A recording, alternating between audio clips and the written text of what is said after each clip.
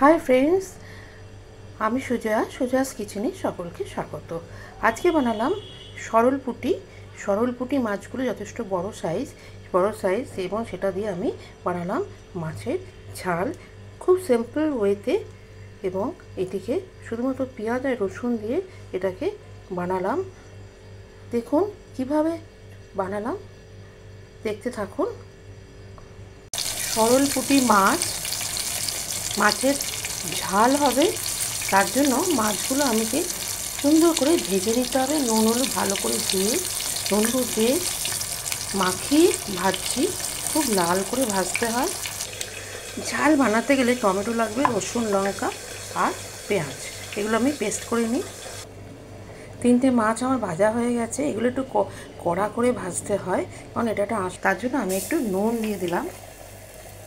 এইবারে আমি আদা রসুন লঙ্কা, রসুনটা একটু বেশি দিতে হয় কারণ এই মাছে একটা আস্তে গন্ধ আছে, তার জন্য রসুনটা আমি বেশি দিয়েছি। একটা বেশ বড় রসুন, পেঁয়াজ এবং 7-8 কোয়া রসুন আর টমেটো, এটা দিয়ে এটা কষতে হবে। এবার হলুদ, এটাকে খুব ভালো করে এটাকে কষে নিতে হবে। এটাকে আপনি সর্ষে বাটা দিয়েও করতে পারেন, তবে আমি রসুন দিয়ে করি। সেটাকে রসুন পেঁয়াজ দিয়ে করলে তার টেস্টটা আলাদা।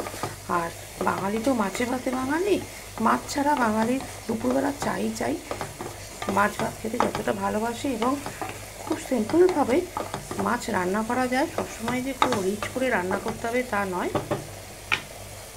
তেল ছাড়া অবধি আমি কিন্তু এটাকে কষতে থাকবো, তাহলে তখন বুঝবো এটাকে পারফেক্ট, এটা কষা হয়েছে। যখন মশলা থেকে তেলটা ছেড়ে যাবে, কত সহজে চটপট রান্না করা যায়। তেল ছেড়ে গেছে।